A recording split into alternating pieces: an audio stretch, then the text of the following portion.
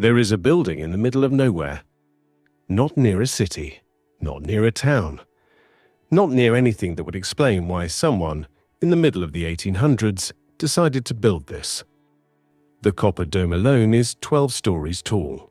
The acoustic chambers in the basement were designed with a precision that modern engineers still struggle to explain. The underground tunnel network stretches for nearly half a mile, carved, reinforced, and tiled, all supposedly built with horse-drawn carts and hand tools, in a region where the nearest supply depot was weeks away by wagon. They called it a lunatic asylum. But here's the thing that the law asks you to sit with. The people inside weren't dangerous. They weren't violent criminals. They weren't patients in any medical sense we'd recognize today. According to the legend, according to the story that has spread quietly across the internet for over a decade now, many of them were simply people who remembered. People who talked about the buildings that used to stand where empty fields now sat.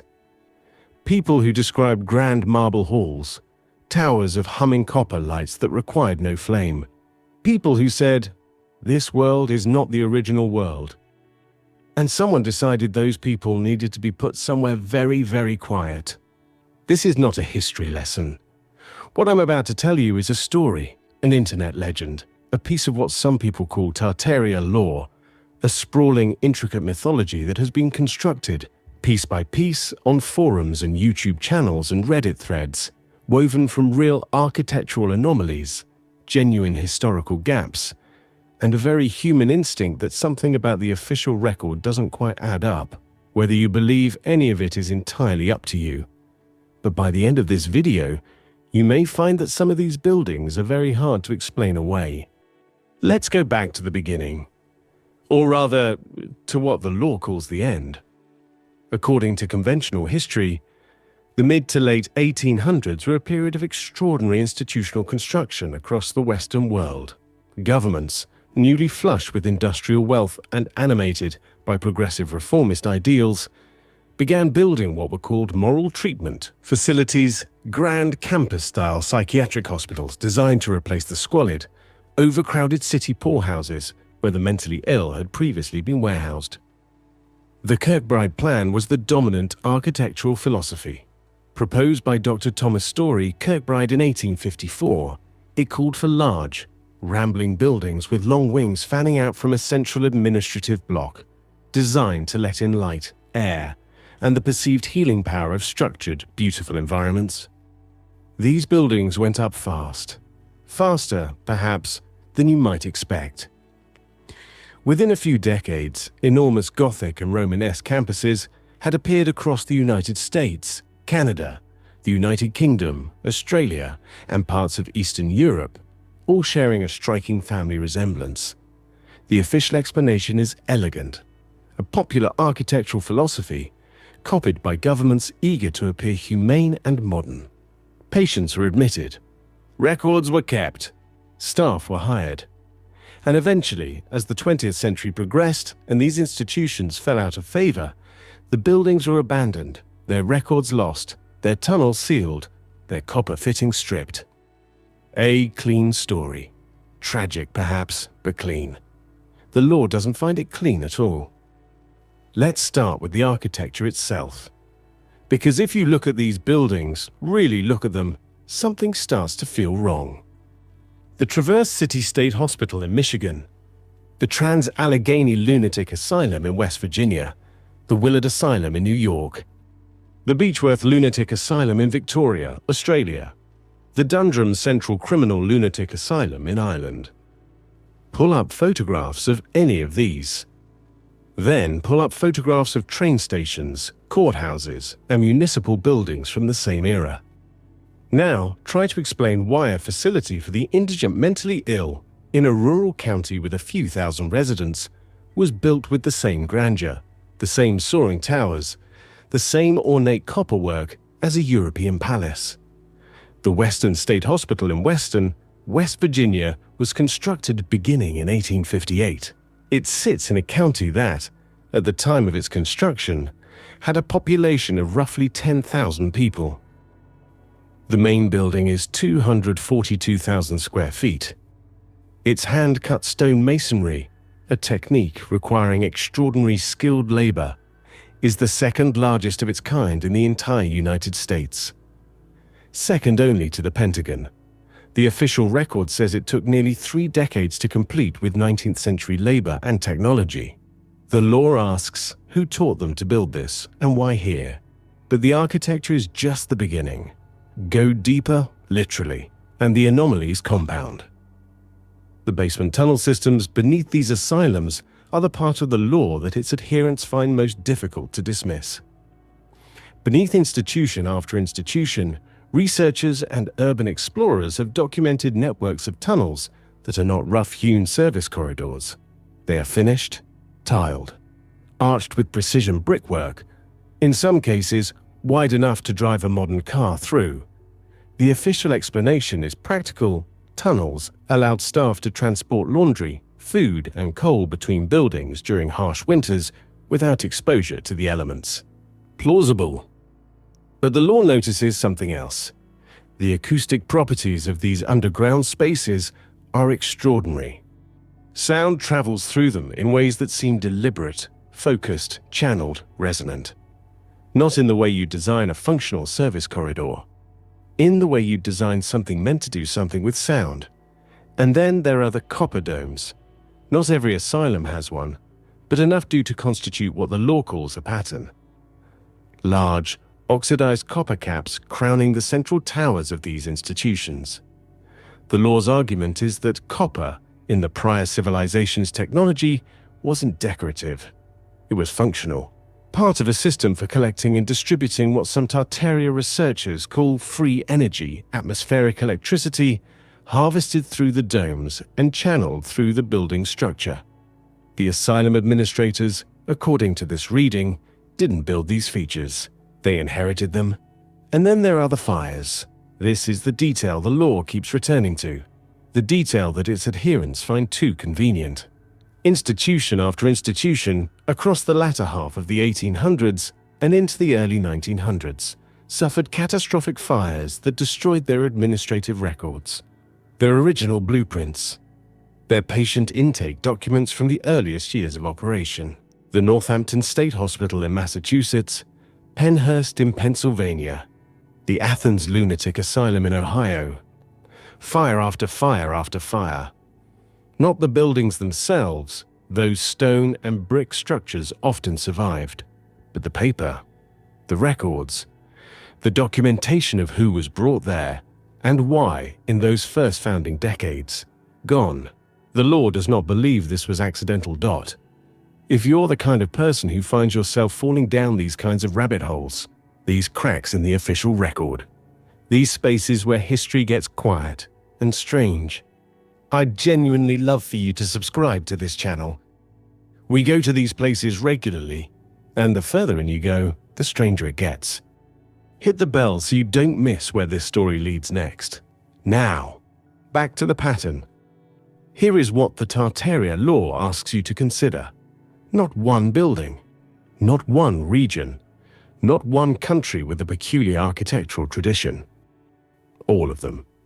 Simultaneously, in the span of roughly 50 years, 1840 to 1890, the same architectural style, with the same structural features, the same copper elements, the same tunnel systems, and the same acoustic peculiarities appeared on every populated continent on Earth, simultaneously. Before the internet, before global telecommunications, before rapid international travel. The official explanation that architects trained in Europe spread a popular style through books, journals, and professional correspondence is not unreasonable. But the law asks you to sit with the specificity. It's not just the broad style. Gothic revival was everywhere in the 19th century. Churches, banks, universities. That part is easy to explain. What is harder to explain, according to the law, is the specific technical fingerprint. The underground tunnel dimensions, the copper dome proportions, the acoustic chamber positioning, the orientation of the central towers in relation to cardinal directions, and, in many cases, in relation to natural waterways. The law's claim is not that architects were copying each other. The law's claim is that these buildings were already there.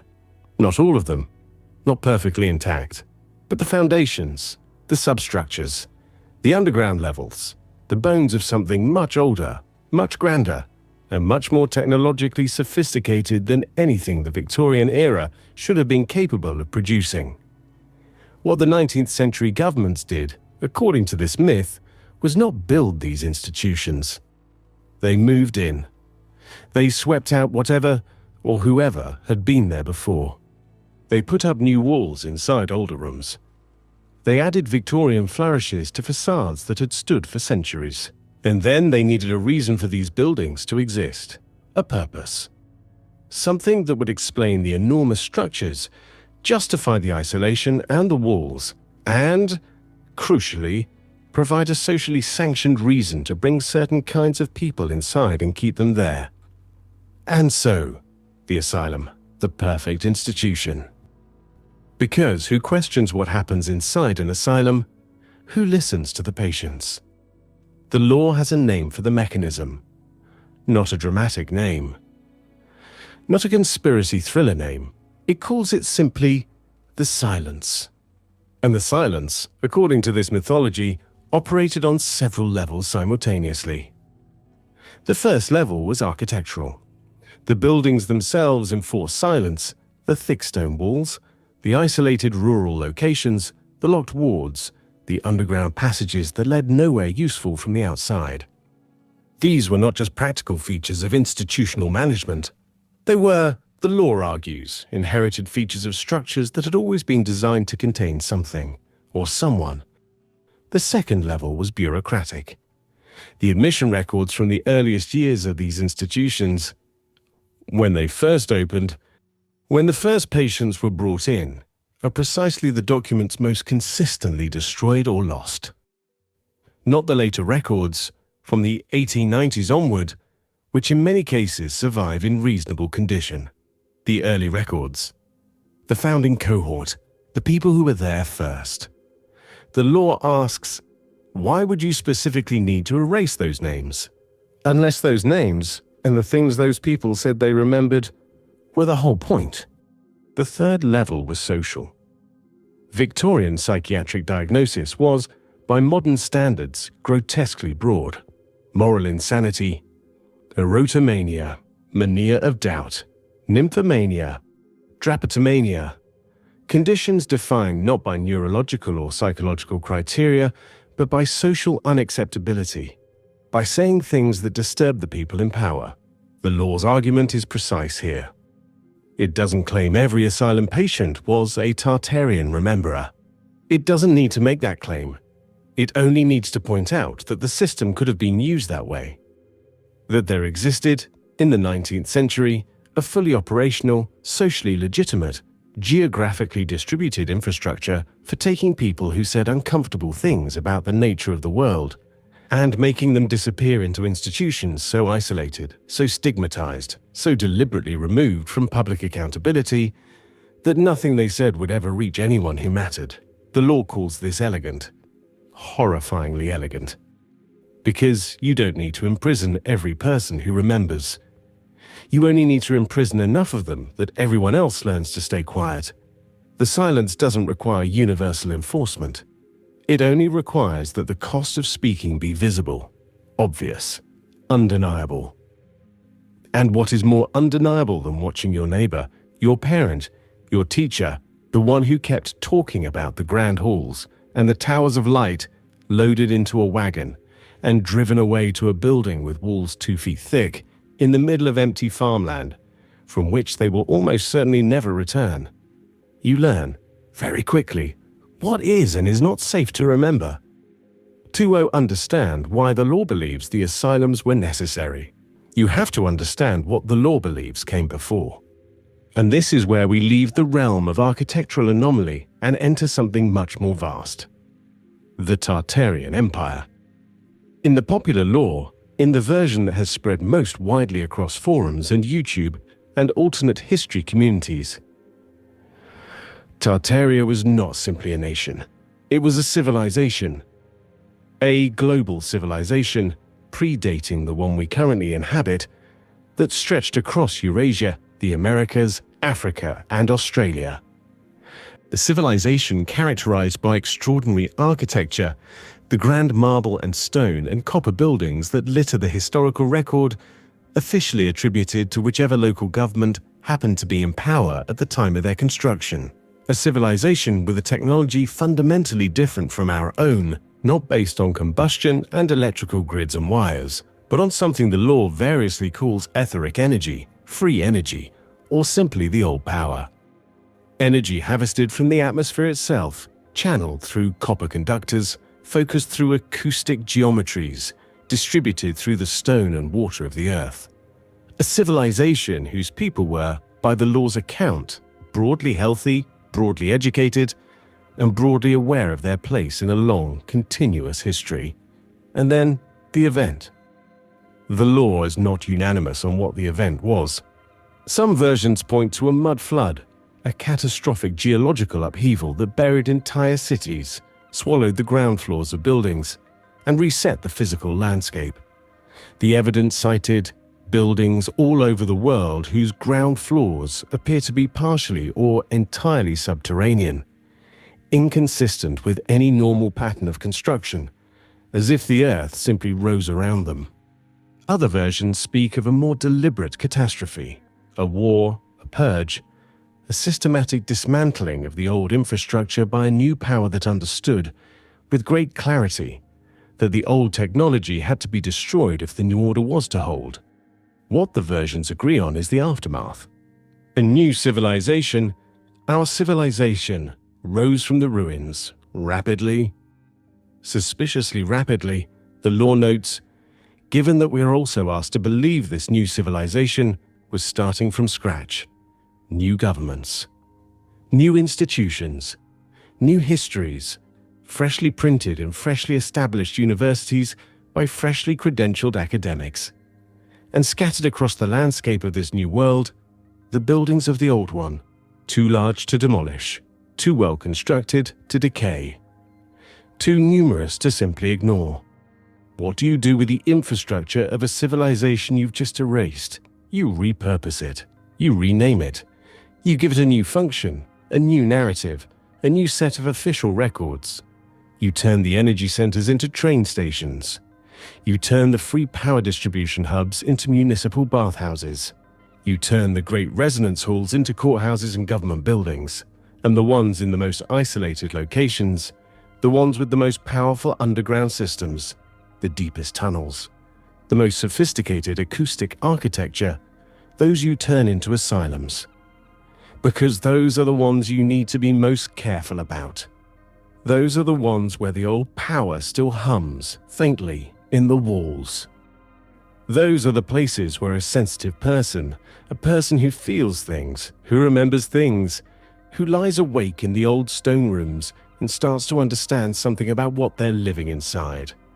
Those are the places that need the thickest walls and the quietest patience. I want you to think about a specific person. Not a historical figure. Not a name in a record that may or may not have survived a fire. Just a person. A farmer's wife, perhaps. A quiet rural county, somewhere in the 1860s. She has lived her whole life within 20 miles of a particular hill. A hill that, as a child, she was told was just a hill. But the hill has a particular shape. A symmetry that natural topography rarely produces. And near its base, half buried in soil and root systems and decades of accumulated sediment, there is stonework. Not rough field stone, finished stone, cut with a precision she has never seen in any building raised in her lifetime. She mentions this to her husband once. He tells her to stop. She mentions it to her pastor. He looks at her in a way she doesn't like. She begins to ask questions. About the hill. About the stone. About why certain roads in the county seem to lead toward it along angles that don't make practical geographic sense. About the humming she sometimes hears on still nights, low and resonant, that the other women in church tell her they don't hear at all. One autumn morning, a wagon comes. There are papers. Her husband has signed them. He is crying, but he has signed them. The building she is brought to is extraordinary. She's never seen anything like it. A palace, essentially, rising from open farmland, its copper dome green against a grey November sky. The man driving the wagon calls it the new grand institution. She's taken inside. Her name is written in a heavy book. The law would tell you that this book no longer exists. Because years later, a mysterious fire consumed the record rooms. But she is there.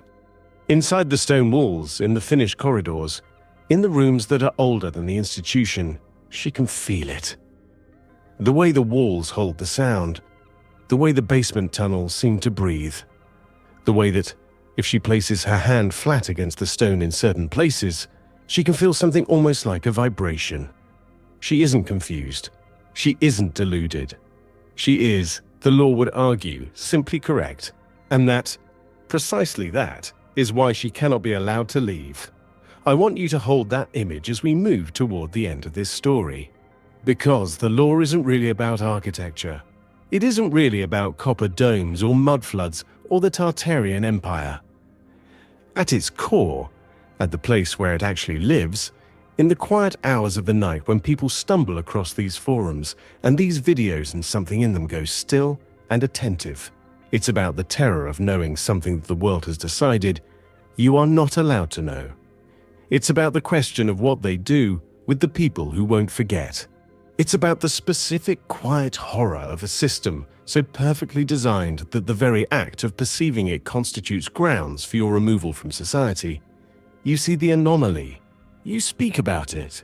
You are taken somewhere with very thick walls, and the anomaly continues to exist, undisturbed, while you are described in the official record as confused. So let me leave you with the questions the law leaves me with. Why do the oldest records from these institutions, precisely the founding records, precisely the documentation of who was first brought inside and why, keep disappearing? Why do these buildings, scattered across continents, share not just a broad architectural style, but a specific technical fingerprint that conventional architectural history struggles to account for through correspondence and journals alone? Why were the most isolated, most inaccessible, most heavily walled of these structures placed in regions where the stated purpose, housing the mentally ill of the surrounding population, could barely justify a modest building, let alone a palace? What is in the tunnels? Not the sealed tunnels we can see in photographs, not the collapsed tunnels, the ones beneath those, the ones that urban explorers describe reaching a certain depth and then stopping, not because the passage ends, but because something about the air pressure or the sound, or some unnameable instinctual response, makes them turn back. What is the hum? Because they talk about it. The urban explorers, the historians, the former patients of the institutions that remained open into the 20th century. A low-frequency resonance in certain rooms, in certain corridors, in certain basement levels. Measurable, in some cases, on equipment. Not attributable to HVAC systems or structural settling or any of the other comfortable explanations. Just a hum. Faint. Persistent. Almost like something still running. Almost like a system waiting for someone who understands it to come back and switch it on. And finally, and this is the question I find myself returning to, in the quiet after I close these tabs and put down these documents and try to go back to the official record with its clean, reasonable explanations, what would it take to make you forget something you'd seen with your own eyes? Not a dramatic trauma, not a catastrophic event, just a slow, steady, socially enforced consensus that what you saw was not real, that the stone you touched was not there, that the hum you heard was in your imagination. How many years would it take? How many generations? How many wagon rides to buildings in the middle of empty fields, witnessed by how many neighbors who learned exactly what happens to the kind of person who keeps insisting? The Tartaria law ends, always, in the same place, not with an answer. With a door that someone, at some point in the not-so-distant past, closed very carefully. Locked, sealed. Covered over with a fresh coat of official history and reasonable explanation. The door is still there. You felt its edges, I think, or you wouldn't still be watching. The question the law has always been asking, the question underneath all the architecture and the empires and the copper domes and the fires, is whether you're the kind of person who walks away from a door like that. Or whether you're the kind of person who keeps looking for the handle.